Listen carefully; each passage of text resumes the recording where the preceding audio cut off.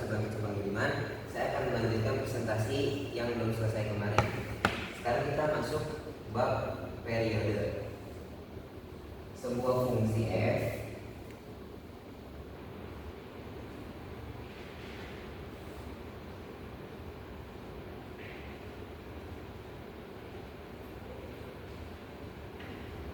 itu dikatakan periodik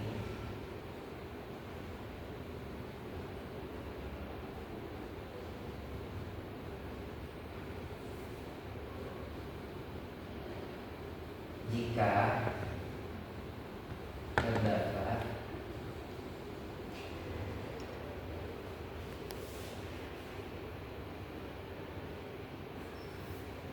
bilangan positif P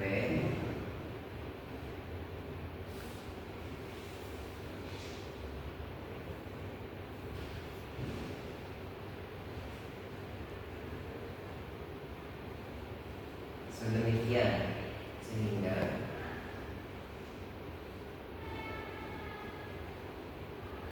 kita dapat tuliskan f x ditambah p sama dengan fx. Ini ada syaratnya. Untuk setiap bilangan real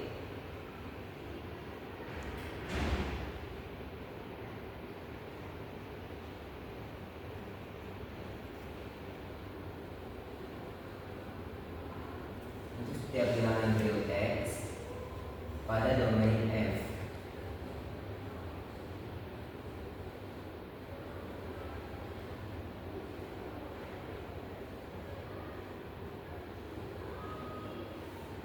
bilangan positif x, yang kedua bilangan positif x, bilangan positif p,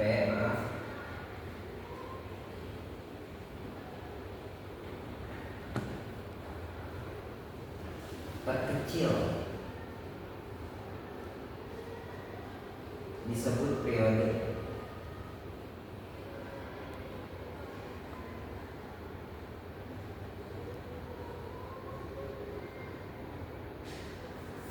Nah, kita ambil contoh fungsi sinus. Kita tarik garis, bikin garis. Kan sinus itu kan titik nolnya itu kan di sini. Terus bergelombang, jadi kayak gini. Nah, ini 1, ini minus 1. Di sini 2pi, di sini pi.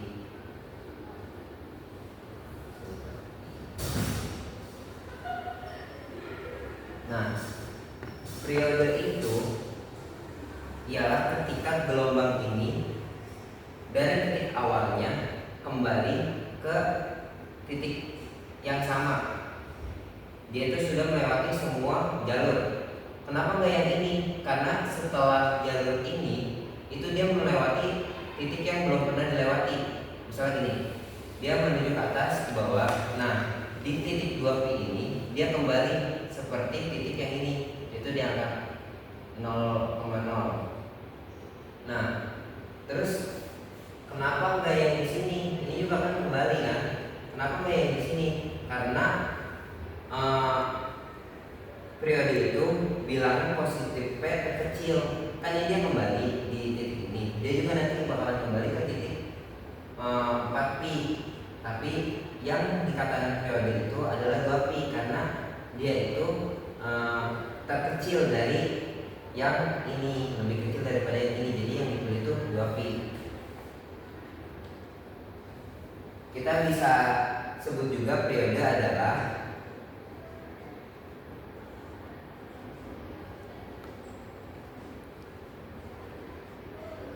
waktu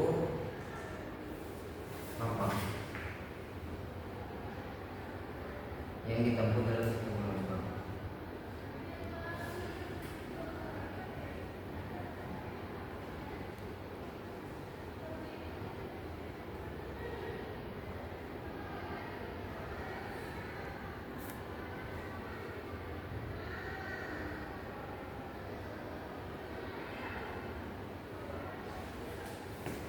Ini bisa dikatakan misalkan kita dapat sin, Kita contohkan sin X ditambah 2pi ini, itu sama aja kayak sin X ditambah 4pi, itu sama aja sin X tambah 8pi. Nanti ujungnya sama dengan tetap ke sin X nya ini, karena dalam 2pi ini, 2pi, 4pi, 6pi, 8pi, itu dia akan ke titik posisi yang awal seperti yang ini. Jadi mau itu 2pi, 4pi, 8pi, nanti hasilnya tetap sin X. Nah, tadi kan kita sudah melihat nih periodenya itu di 2pi. Ada nggak sih periode yang sebelum 2pi ini dia sudah mempunyai periode? Ada. Contohnya kita bisa lambangkan sin AT. Nah, misalnya sin 2T. Nah, itu berarti di dalam 2pi ini, dia memiliki dua gelombang. Seperti ini contohnya. Ini kan 1, 2 di dalam 2pi. Cuman kalau misalnya sin 2T, berarti dari titik 0 ke 2pi ini dia ada dua periode.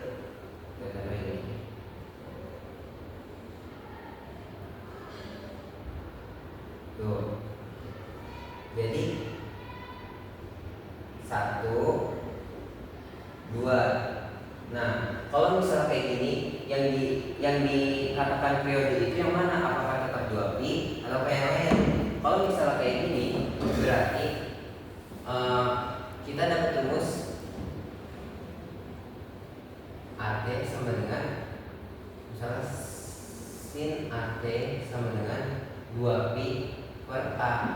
Kalau misalnya 2T, sin 2T, ini kan berarti A nya 2, berarti 2pi per 2. Maka periodenya itu ada di pi, di sini. Dia kembali ke titik awal, ada di pi. Baiklah, ini ada contoh soal, mari kita kerjakan. Nah, misalkan A sin 2pt. Nah, artinya kan yang si A ini sama dengan yang ini nih, A 2pi kan, berarti tadi kita dapat rumus periode sama dengan 2pi per A. A nya berapa? A nya 2pi. 2pi per 2pi sama dengan 1. Maka periode dari sin 2pt sama dengan 1. Kita masuk ke contoh kedua. Cos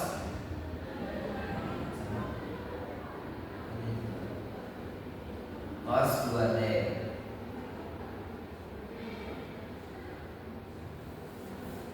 Berarti si A nya itu dia 2. Kita masukin ke rumus P sama dengan 2pi per A sama dengan 2pi per A sama dengan 2pi per 2 sama dengan pi. Kita masuk ke contoh 3 yang C. Baiklah, kita kerjakan yang ketiga, yaitu sin 2pi per 12T. Nah, ini berarti A nya itu 2pi per 12. Kita masukin rumus yaitu 2pi per A sama dengan 2pi per 2pi per 12. Kalau pembagian kan dibalik jadi dikali. Berarti 2pi dikali 12 per 2pi. 2pi nya habis jadi 12. Maka periode dari sin 2pi T per 12 adalah 12. Baiklah, selanjutnya kita masuk ke bab amplitude. Amplitude itu jika periode dari sebuah fungsi mencapai maksimum atau minimum, kita definisikan amplitude A sebagai setengah dari jarak vertikal antara titik tertinggi dan titik terendah pada grafiknya. Jadi ini, ketika periode kan tadi sudah dijelasin dari titik 0 ke titik kembali semulanya ke sini berarti. Nah, tadi dikatakan telah mencapai nilai maksimum dan minimum. Maksimumnya itu adalah ini dan minimumnya adalah ini, yaitu bernilai 1 dan minus 1.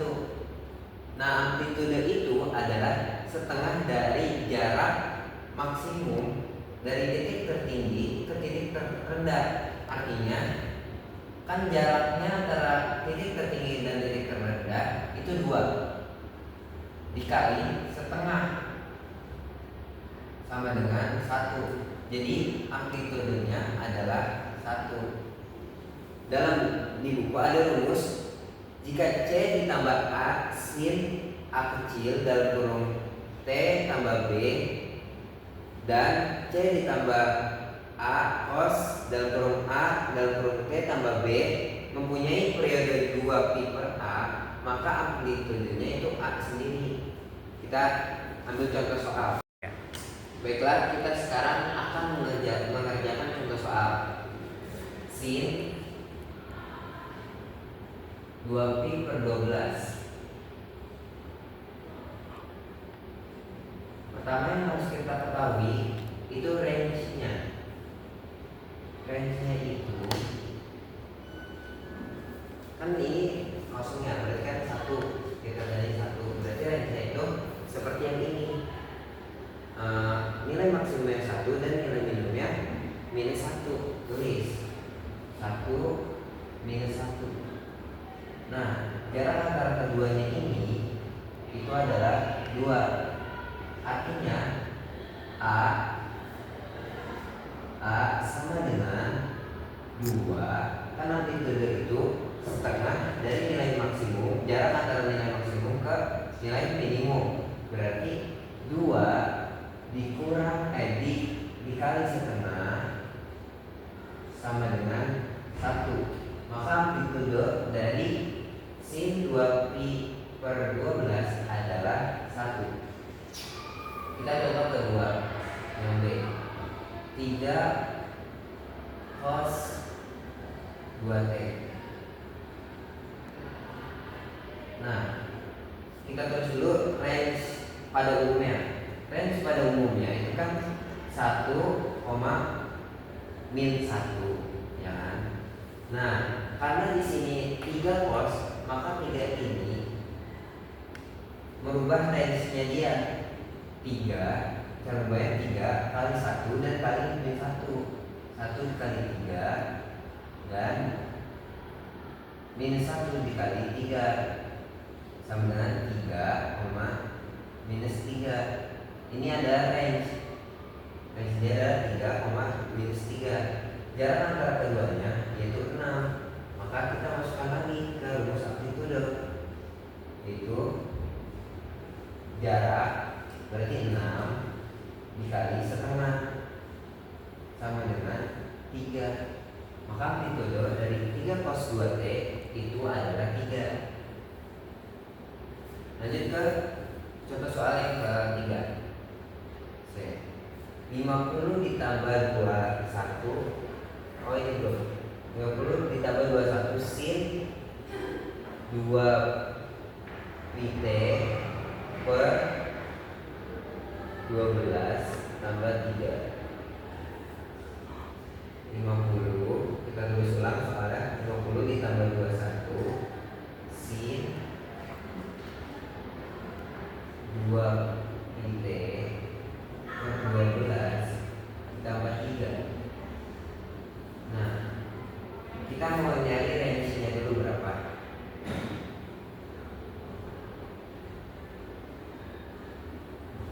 Kita tulis range pada umumnya 1, min 1, oke.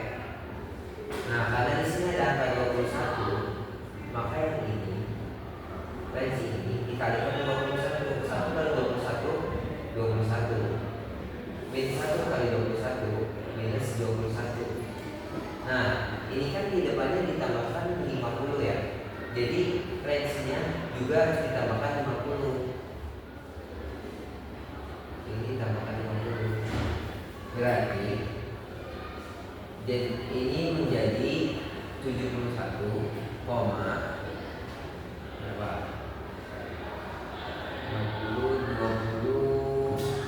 29.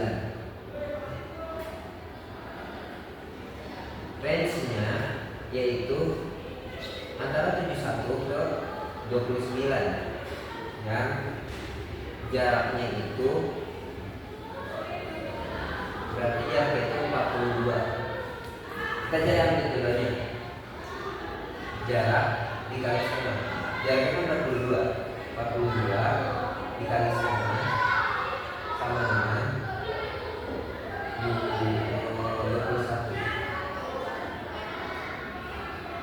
Dari soal yang ketiga ini kita dapat melihat contoh rumus yang ini. Coba kita lihat. C ditambah A sin A T tambah B. Nah, kan dikatakan bahwa kalau misalnya ada bentuk seperti ini, artinya amplitudenya adalah si A ini sendiri, ya kan? Coba lihat di sini. Berarti kan ini adalah C, ini adalah A, dan ini adalah yang ini. Kalau lihat A-nya 21, maka hasilnya juga 21. Seperti itu. Ya. Baiklah, kita lanjut. Sekarang kita ingin mengetahui fungsi tangan dan fungsi ganjil. Di sini kita sama-sama mengetahui perbandingan fungsi fungsi lain selain sin dan cos, yaitu ada tan. Tan ini bernilai sama sin T per cos T, dan juga cos tan yang bernilai cos T per sin T, dan sekan sama dengan 1 per cos, dan cosekan sama dengan 1 per sin. Nah, ada lagi namanya fungsi ganjil. Fungsi ganjil itu apa? Sebuah fungsi dikatakan fungsi ganjil jika f min x sama dengan min fx. Nah, itu misalnya diberikan f min x, nah nanti hasilnya itu jadinya min fx. Nah, terus ada di dalam buku itu ada pernyataan tan adalah fungsi ganjil. Coba kita buktikan pembuktian.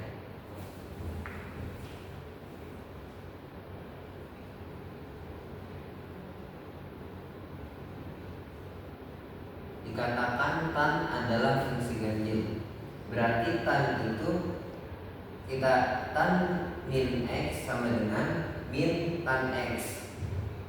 Jika iya maka hasilnya seperti itu. Tan min t, kita pakainya t, sama dengan, kan kalau misalnya tan menurut perbandingan fungsi lain, tan itu sin per cos, artinya sin min t per cos min t. Nah, sin min t seperti pertemuan kita sebelumnya, sin min t itu sama dengan min sin t. Sin juga termasuk fungsi ganjil karena sin min t akan menghasilkan sama dengan min sin t. Adapun cos t itu dia tetap cos min t itu dia sama dengan cos t, sama aja dia. Maka bisa kita tulis min sin t per cos t. Nah, sin t per cos t ini bisa kita sebut tan, seperti perbandingan fungsi yang di atas. Artinya kita turunin sin t per cos t tan. Nah, minnya kita turunin min tan per T. Nah berarti tan min T itu sama dengan min tan T. Itu artinya bahwa tan ini adalah fungsi ganjil.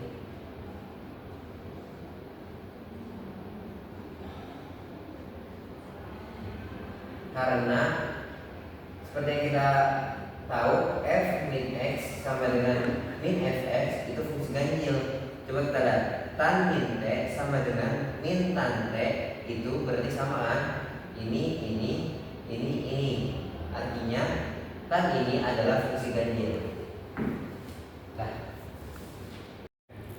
baiklah, selanjutnya kita akan membuktikan beberapa identitas. Yang pertama, 1 ditambahkan pangkat 2T sama dengan sekat pangkat 2T.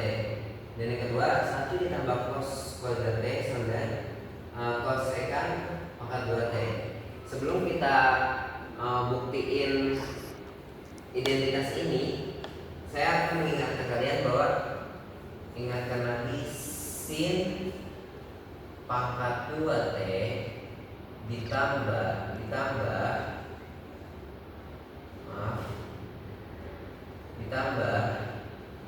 cos pangkat 2T sama dengan 1. Ini sangat penting untuk kita membacakan identitas tersebut. Yang pertama, 1 ditambahkan pangkat 2T sama dengan sekan pangkat 2T. Kita bakal ngurain yang ini. Apakah benar itu akan menghasilkan sekan? 1 ditambah tan pangkat 2T sama aja 1 ditambah tan ini kan seperti yang di sini sin per cos kan? Itu artinya sin pangkat 2T per cos pangkat 2T. Nah, selanjutnya satu ini kan sama kayak gini. Bisa kita ubah cos pangkat 2T per cos pangkat 2T. Cos pangkat 2T per cos 2 pangkat T sama dengan 1 kan? Setuju kan? Karena dia bernilai sama kan? Cos 2T dibagi cos 2T sama dengan 1 ditambah sin kuadrat T per cos kuadrat T. Itu sama aja jadinya kayak gini. Sama dengan cos kuadrat T ditambah sin kuadrat T per cos pangkat 2 kuadrat T. Nah, seperti identitas di atas, sin 2T tambah cos 2T sama dengan 1. Berarti sama kan sin 2T ditambah cos 2T. Berarti ini 1. Kita tulis 1 per cos kuadrat. Nah, 1 cos kuadrat T ini itu kan sesuai identitasnya ini. Artinya dia itu sekan kan? Berarti ini sekan pangkat 2T. Artinya identitas ini terbukti. Oke, baik, selanjutnya identitas yang kedua, 1 ditambah cos kuadrat T sama dengan cosec kuadrat T. Itu kita buktikan. 1 ditambah cos kuadrat T sama dengan CSC. Kita jabarin yang ini. 1 ditambah cos T itu hasilnya CSC apa tidak? Kalau misalnya 1 cos T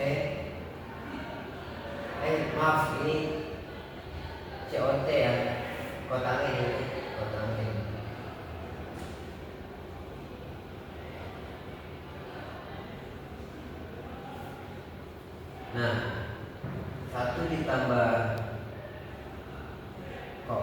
kotangen itu nanti akan menghasilkan 1 ditambah kotangen kan di sini kita bisa lihat cos per sin, maka kita bisa tulis cos kuadrat T per sin kuadrat T. 1 ditambah cos kuadrat T per sin kuadrat T, maka kita samakan penyebutnya. 1 kan bisa diubah menjadi sin kuadrat T per sin kuadrat T. Nah, tambah cos kuadrat T per sin kuadrat T. Kita bisa tulis sin kuadrat T ditambah cos kuadrat T per sin kuadrat T. Nah, seperti identitas ini, sin kuadrat T ditambah cos kuadrat T itu sama dengan 1. Maka bisa kita tulis 1 per sin kuadrat T. Sin kuadrat 1 per sin kuadrat T, kita lihat di identitas ini, itu dia sama dengan CSC, kosekan. Maka kita ubah jadi kosekan. Karena ini kuadrat, kita kuadratin. Nah, artinya terbukti bahwa 1 ditambah kotangen kuadrat T sama dengan kosek kuadrat T. Berarti identitas ini terbukti. Baiklah, selanjutnya kita akan masuk ke sudut radian. Nah, radian itu muncul ketika sudut yang membentuk panjang busur, dari jari-jarinya. Kita lihat, perhatikan gambar. Nah, misalnya jari-jarinya ini 1, maka busur 1 cm, maka ini ke sini 1 cm itu berarti 1 rad. Ini ke sini itu berarti 2 rad. Misalnya ini 1 cm ke sini, ini 1 cm ke sini, berarti ini 2 rad. Nah, ini juga berpengaruh pada apa sih itu pi. Kenapa pi itu 3,14? Coba kita perhatikan di sini. Dari sini kita 1 rad, 1 cm 1 rad, ke sini 1 rad. Nah, di sini ke sini 1 rad. Nah, di sini masih ada sisa nih. Nah, setelah dihitung-hitung oleh para ilmuwan, di sini itu nilai 0,14 dan seterusnya. Nah, berarti kita bisa tuliskan, kita tulis kan kalau misalnya dari sini ke sini itu 180 derajat kan, atau biasa kita panggil pi itu 180 derajat. Berarti kita bisa tulis 180 derajat itu sama dengan pi per pi rad. Oke. Nah, 180 derajat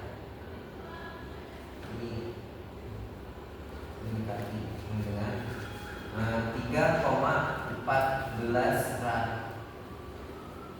Nah, berarti 1 rad itu kira-kira 52,2978. Nah, berarti 5.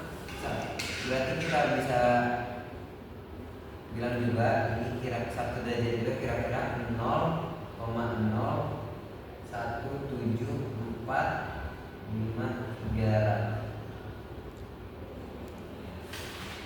Baiklah, selanjutnya kita akan mengilustrasikan baru tentang panjang busur. Nah, di sini misalnya dari titik ini ke titik ini kita namain S. S ini melambangkan panjang busur. Nah, S ini nilainya besar seperti akan sama seperti sudut ini.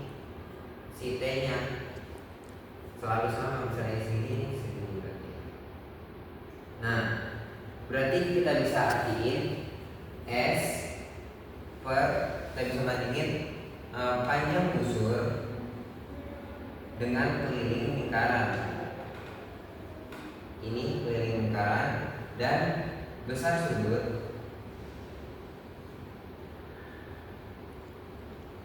berbanding dengan satu lingkaran penuh.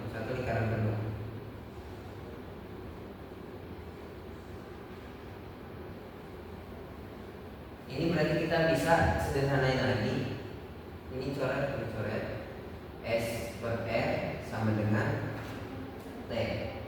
S sama dengan RT. Nah, dari rumusan ini, marilah kita menjawab soal yang di sini. Tentukan jarak yang ditempuh oleh sebuah sepeda dengan roda yang memiliki jari-jari 30 cm ketika rodanya telah menempuh 100 putaran. Nah, kita bisa tulis satu putaran itu kan 2pi. Berarti kalau misalnya menempuh 100 putaran, tandanya T sama dengan 100 dikali 2pi sama dengan 200 pi. Nah, kita mau nentuin jarak nih. Artinya kita mau ngitung busur panjang busurnya. Artinya kita bisa menuliskan rumus S sama dengan R kali T. Nah, R-nya itu berapa? Jari-jarinya 30 cm. T-nya 200 pi dikali 200 pi.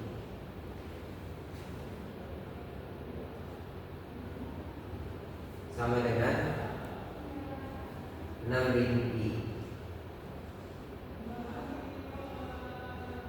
6000 pi itu sama dengan 18.849,6 cm. Kita ubah ke meter sekitar. Ini sekitar ya. Kita ubah ke meter, jadi sekitar 188,5 cm. Itu berarti jarak yang ditempuh oleh sebuah sepeda adalah 188,5 meter. Oke, sekian presentasi dari saya. Kurang lebihnya mohon maaf. Wassalamualaikum warahmatullahi wabarakatuh.